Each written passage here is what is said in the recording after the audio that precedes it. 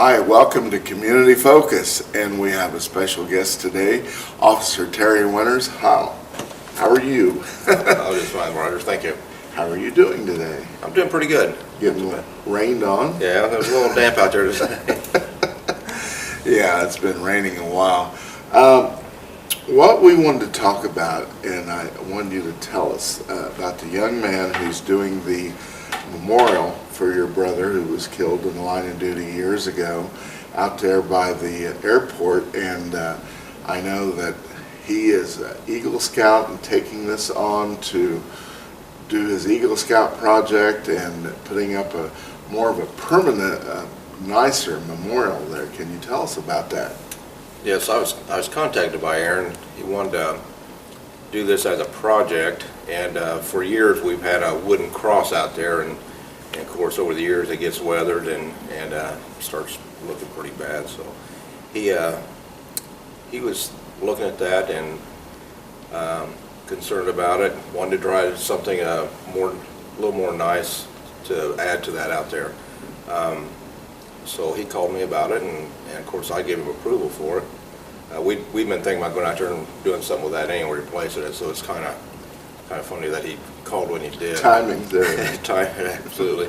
And so I agreed to it, and he brought me his proposal. And his proposal, he's going to have a 3-foot high and it's 5-foot long memorial piece out there with Gregg's name and picture, and then he's going to have an 8x8 section that he's going to have do some landscaping, put some bricks and some decorative gravel and stuff in it, try to make it look really nice. Something a little more permanent. We don't have to worry about the weather, damage and anything out there. Now his name is Aaron Waters. Okay. Yes. And he's Eagle Scout candidate, I take it. Yes. And he's taking this project on, which kind of amazed me. He's a young man, wasn't even around when this occurred to my brother, and it just caught me by surprise that a young man like that wanted to take on a project like this. That's good, especially in today's times, and to honor a fallen police officer. Yes. Is a great thing for him to do. Yes, I thought it was. Now you've had to jump through some hoops to do this. Can you tell the process of how all this comes about?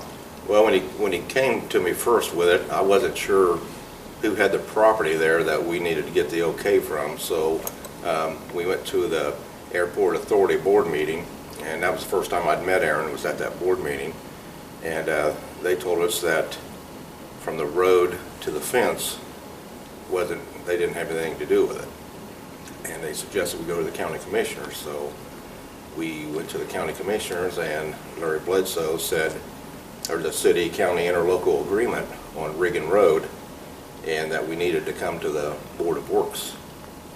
And so I came to the Board of Works meeting and gave the proposal that Aaron had given me. He was away at summer camp at the time, and he couldn't attend the meeting. And we were given a permit for encroachment on a right-of-way. So it was a kind of a learning process even for me, because I wasn't sure how that worked, or who owned that property, or how we would get the permit for it. So now you're also taking in donations and to help with this. That's part of his project, I believe. that's correct. Has to solicit help and donations to get this going, which is part of that. That's correct. He's been soliciting donations because it's going to cost him somewhere around, I think, $1,500 or so to take this project on and get it completed to where he wants it. So how's that coming? The donations are coming in very well. This past Saturday, I went out there to help with traffic control, so slow cars down a little bit on Riggin Road, so there's a safety issue with them doing the work out there. And they dug up the section out there for the project, and they worked their tails off out there. They really worked hard at getting that ready. And during that time, a lady actually pulled off to the side of the road and came over and gave Aaron a donation. Really? Well, while we were all out there working. So I thought that was pretty amazing that happened. People honking as we were doing the project. That's great. Yeah. And at some point in time, you're going to have a ceremony out there when it's done and completed, and opening ceremony, and I'm sure probably close off a section of the road. And I know Duke Campbell's talking about putting off a kind of a pull off there so people can stop there safely and check out the monument. Yes. You have an interesting career. You've been here for a while now, haven't you? I hired on Muncie Police Department in 1978. Wow. And for 12 years, I think, under the Cannon administration, you was deputy chief. That's correct. And now you're retired and working at the desk at this time. You're on the reserves, I believe. Yes, that's retired. correct. Yes. Taking reports and doing all the desk. Yeah, I'm taking care of business here at City Hall. So tell us about your career. You've had an interesting career. Yes, I've had a long, interesting career. When I first come on, of course, I was in patrol for several years, and I worked in narcotics for a year, and then in 1988 I got promoted to sergeant, and I went into detectives, and I pretty much stayed detectives and investigations most of my career. I was in detectives until '96 when I became a deputy chief. And I was deputy chief for 12 years, and when I came out of detectives, I was or out of the chief's office. I went to detectives for my last year, and then I retired. So what stands out in your career that you've done here in Muncie? I mean, you know, obviously with being in uniform, being in detectives, you've, I think you was K-9 at one time too, wasn't it? Yeah, I did K-9 for about 6 years. Yeah. So what stands out to you? It's hard to pick any one thing that stands out because I've enjoyed pick several. I've really enjoyed my career. I've had a great career. I don't think I could have asked for anything better than what happened to me. Everything just kind of fell in place for me at the right times, and I just feel fortunate to have the career that I did. But my 12 years as a deputy chief was very nice. I enjoyed that time. It was eye-opener when we first took office. There's a lot more to that position than what people realize, and there's a lot of things that go on that people don't know what's entitled in that job. You know, I just had a conversation with one of the MPD supervisors just the other day, and one thing that I noticed that stood out to me when you and Joe Winkle was up there as chief and deputy chief was when you kind of changed over the investigation department, and you put some young guys in there, and they was fired up, and you know, they hadn't been around for a while, you know, and they was go-getters, and said, okay, you do good in here or you go back out on the street. Right. And I think a lot of crimes got solved that way. That was a big turning point, I think, on the department. During my years in investigations before I became a deputy chief, I've seen a lot of different things that I thought could be improved on and changed, and there's nothing against some of the guys that have been in detectives for a while. I just think they got complacent after a while, and in those positions there was really no place to move people after they were in detectives, because you had to be at that time you had to be a sergeant. And which made no sense to me. Well, you had to be a sergeant to be a detective. Right. And then we had smaller groups of guys inside the division that would investigate homicides. My feelings was always, if you're a detective, you should be able to investigate anything. So when I became a deputy chief, Joe Winkle and I started working on trying to evolve that a little bit to get some of the younger guys in there, the one just patrolmen. That way you'd have the access, you know, the easy access to be able to move them back and forth from patrol to investigations. And when they served a little bit of time in investigations, if they went back to patrol, they had that knowledge as an investigator, which I think would help them on the streets. Well, it certainly worked. I think it has. I think it has. I noticed a lot of those folks up there in investigations, and still to this day, you've got some real go-getters up there, We got some great investigators. and they go for the information. They get the information. They solve a lot of crimes, and kudos to them. I think we've got a great department. We've got a lot of new faces on the department now, and they're all out there doing their job. And it's, Young guys I haven't seen. I see them sometimes. I know. As a department as a whole, I believe it's a great department. It's a good I'm really, department. I'm really happy to be part of this department. And, you know, they get out there, and I know I've talked to a lot of the guys that's on the narcotics unit, and they're constantly out there working. There's meth labs and things, and, you know, they're getting a lot of that off the street, and that's good. Yes.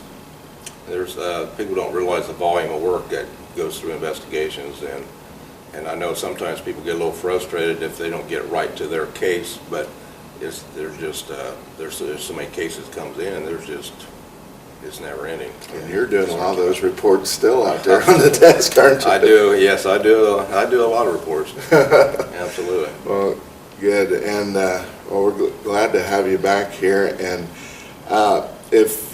can you give people an idea if they want to donate to this memorial for your brother? You know, how to go about doing that? Well, they can. I don't have the numbers with me right now for Julie Waters. She's been handling a lot of the funding. They can contact me here at the front desk if they like it. The number up the desk is 765-213-6403, or they could call my cell phone if they like. And that's 765-729-5548. Checks are to be made out to the Boy Scout Troop 22. All the money's going to them, and they're kind of helping, you know, keep track of the funding and where the money's going and stuff.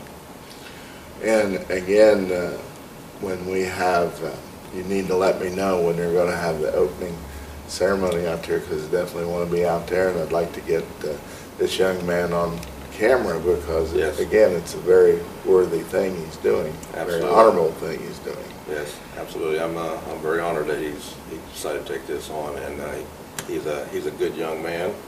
And Saturday when we were out there starting the project, he was in control. He was telling people what he wanted. You know, I mean, he's got it in his mind how he wants that to look, and Good for him. and he's doing a great job. And I think that shows, you know, the kind of character building that goes on within the Boy Scouts too. Indeed it does, and you know, the mayor and department heads have gone the last few years to the Boy Scout luncheon, and they have that fundraiser, and all of us make a donation to that, and it's I wish more kids went through that. I just do. I think it's character building and team building, and leadership building. Yes. And we need more leaders. Absolutely. Young leaders. We need more leaders. And this young man sounds like a young leader. So kudos to the Boy Scouts. I know a lot of guys that's involved in that as troop leaders and things, and good for them. Well, Terry, thank you very much for your time. Thank you, Roger. And if you get a chance to help out with this project and this young man, the honorable project that he is doing to honor Terry's brother, who was killed in the line of duty, Gregg Winters,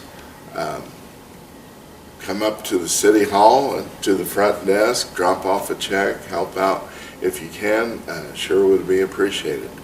So thank you for watching Community Focus, and we'll see you next time.